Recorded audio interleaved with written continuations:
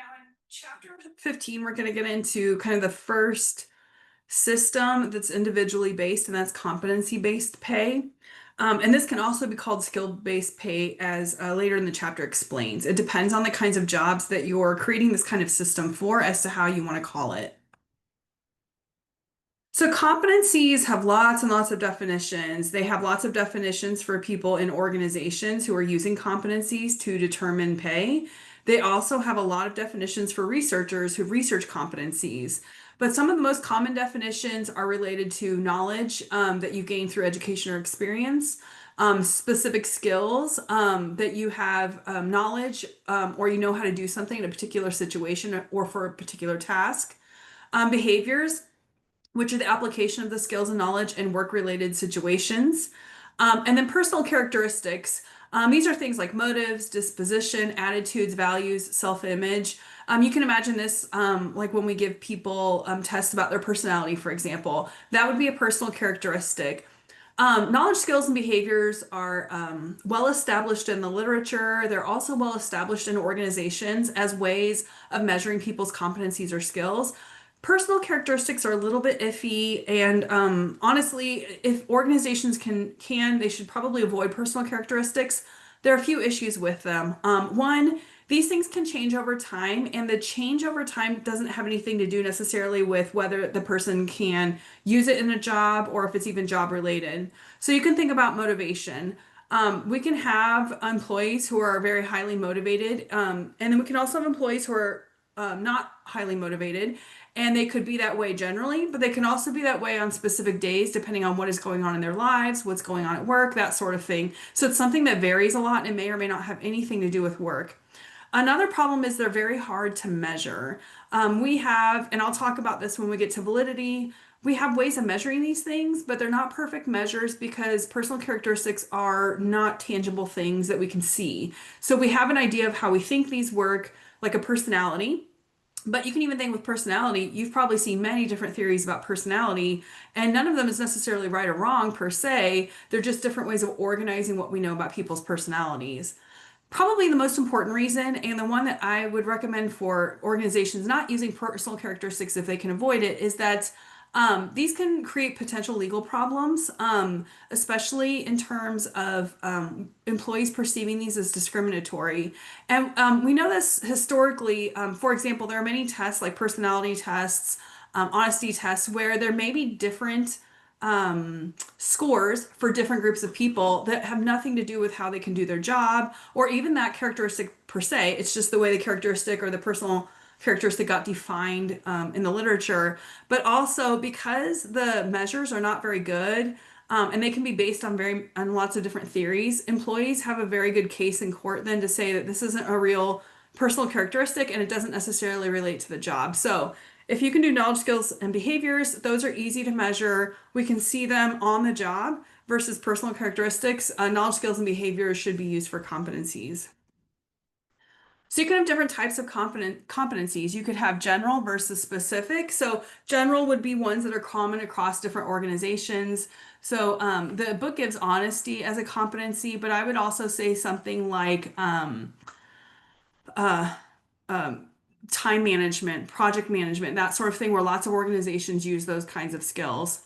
You can also have those that are unique to your organization or specific tasks within an organization. So knowing how to do specific tasks based on the rules or the policies of an organization, or knowing how to use specific equipment that an organization has.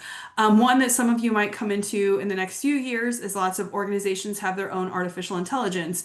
So they might actually pay people who have become kind of experts on the artificial intelligence platform that they use within their organization. You can also basic versus advanced. Basic would be like foundational skills that lots of people have to do lots of different tasks. And they can be easy to train people for, versus advanced, where you might get to know, go more in depth in a specific competency. So you get higher level capabilities, and maybe not all employees have these higher level capabilities then, but it also gives you more flexibility about how that person can use that skill within the organization. And then you can have organization versus role-based competencies. Organization-based competencies would be related to mission or values, and they could be related to the specific competencies in the first bullet point here. They could also be ones that are literally related to what the work is, the core work that the organization does. So skills that are based on, for example, engineering. Even if you're not an engineer, if you have competencies that could be helpful for engineers or could support the engineer's work, that might be highly valued in an organization that's core work is engineering. You can also have role-based competencies that are specific to the job roles or the tasks that people do in their specific job roles. This one maybe is one that you're more familiar with. So things like having certifications, specific accomplishments, specific tasks that you know how to do or you know how to do at a very high level. Because that's part of your job role, that would be a competency that's based on that is role-based versus organization-based. So, how do people develop competencies? This actually matters because it determines how we pay for that competency in a competency-based system. If people obtained those competencies outside of the organization, for example, we may pay them quite a bit when they enter the organization if they already have that competency. That also means that there's usually an outside organization that somehow can vouch for having that. It could be having a degree or a certification. A certification usually requires some kind of exam and that sort of thing. So that is what you're paying for. Is not only that the person developed that competency and paid for it themselves, but there's also a body that's certifying that this person has this competency and went through the training. If it's inside the organization, it may be that when people enter, they're not getting paid for that competency, but as they do the training and pass whatever exams or whatever the assessments are for determining if someone has that competency, that's how their pay increases. Um, Competencies can also provide a competitive edge for an organization. Remember, human capital is the most important thing for most organizations in terms of competing within their industries. So you want to make sure that you align your competencies with your organizational mission. This also means as you change your strategy in an organization or you review a strategy, if things need to change, you may have to change the competencies that you're paying for. And then you'll have to determine how you want to transition into a new system of competencies, or even if you're getting rid of some competencies and adding a few others into your system. This is a resource investment though, because you're creating this competency-based system. You have to have a very organized HR program. You have to be able to communicate it to your employees because you have to tell them how are they going to get this training, how might it be available in the organization or outside of the organization. If it's outside of the organization, will the organization pay for some of that training? When would you show that you have this skill? Do you need to take an assessment within the organization? Or if you're outside of the organization, is there a certification exam? Is there, do you have to finish a graduate program? That sort of thing. And then it's a significant organizational commitment as well to go to a competency-based system because you're not just paying for job roles anymore, you're paying for those competencies and you want to constantly be updating those competencies depending on the organizational strategy, but also as things are changing within the industry. So, selecting competencies can be very challenging. It's similar to developing job specifications in the sense that when you are doing a job analysis, you can see what someone might be doing as part of their job, but you have to go back then and link what they do, the tasks they do, to the knowledge, skills, and abilities that are needed to do that task. That's where ONET can be very helpful. You can use ONET as well here for the competency model as well, because the ONET will describe competencies and it even has a category that breaks things down into competencies and skills that are needed to do specific jobs or tasks within jobs. The competencies have to be clear, observable concepts. You can't be mashing competencies together. Like if you do a task, for example, project management. Project management might be a competency, but there might be aspects of project management that you can break down into competencies that are much clearer and observable. So someone knows how to use project management software to organize different kinds of work, or someone knows how to communicate successfully with clients on project management to tell them where they're at in the project. Those could be different observable concepts, and each of those could be a competency rather than just project management generally. Whatever competencies you choose, there has to be variation within your organization. If everyone has that competency, or no one has a competency and they're not going to develop it, there's really no point in having a competency-based system with that competency in it because there will be no differences in pay. So the reason that you're doing a competency-based model is because you want to encourage your employees to develop these competencies, but you do expect that there will be some variability in what competencies people have and to what level they have them. And then you can vary your competency model in terms of depth, where people get a lot of experience and a lot of knowledge, skills, and abilities in specific areas like project management. I'm just going to keep using that example. That could be in depth. You can also have breadth, where you have lots of people or people with lots of different skills, but they're not necessarily in depth into one area. So you could have people who know how to use the HRIS, and then there are other people who also know how to use the proprietary AI that a company has, and they know how to use all these different systems. That could be breadth, for example. You can have a combination of both as well. So in developing your competency measures, you have to think about education and training that might be needed. For some competencies, and this is a really good way to go, if you're first developing the system, you might want to go to ONET and figure out if there are certifications that will tell you if someone has specific competencies. That can often be a good way to start because someone else has already vouched for these competencies being something that can be measured and they know how to measure it. And then you don't have to come up with a system yourself for some of those competencies. You'll also want to look at experience.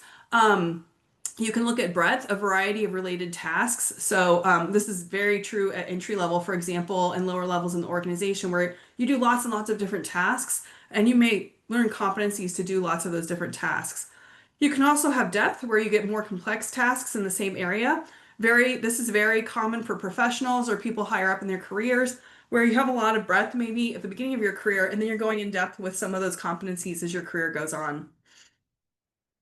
You'll want to figure out if there's not a certification outside of the organization, if you have to determine within the organization if someone has a competency, you'll have to figure out what tests you want to use. So psychological tests, or job specific assessments. And we'll talk about those a little bit in another slide with validity.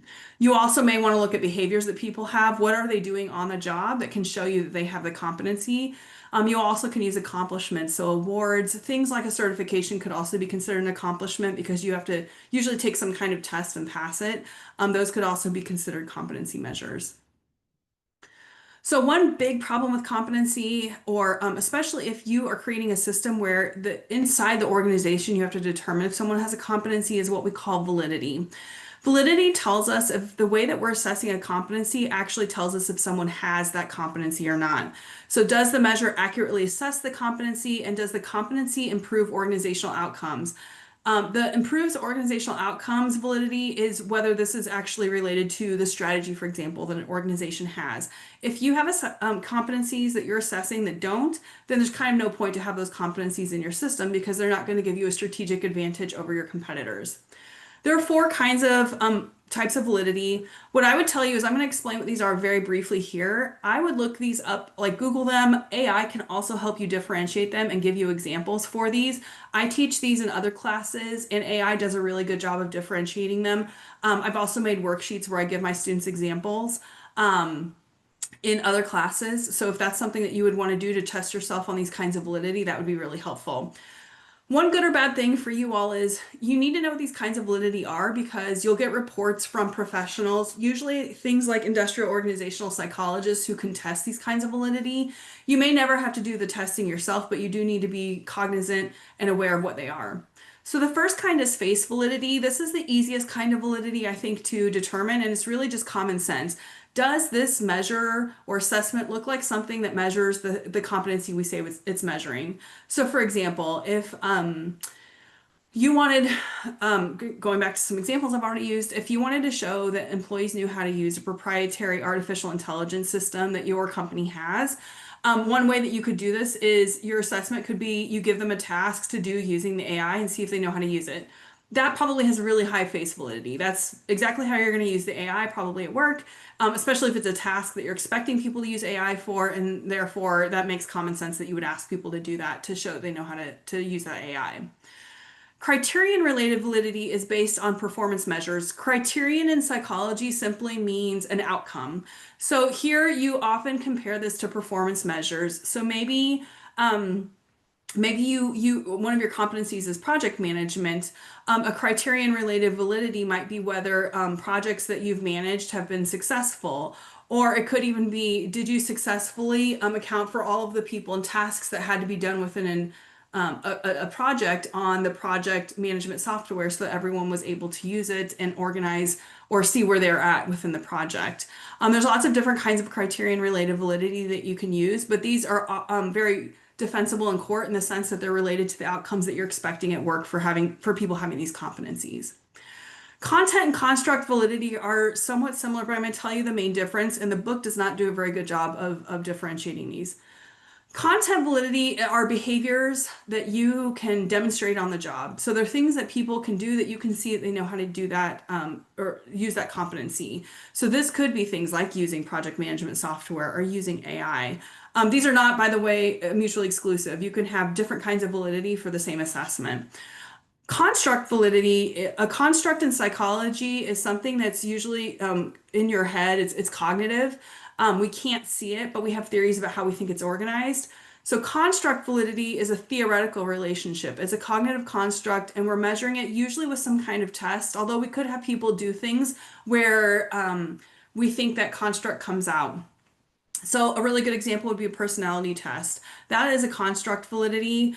Construct validity is you definitely should have an IO psychologist if you're going to measure construct validity because there are ways to do this kind of validity with tests with constructs that we can't see. But content is behaviors that you can demonstrate. Construct are things you can't see, and you usually assess them through tests.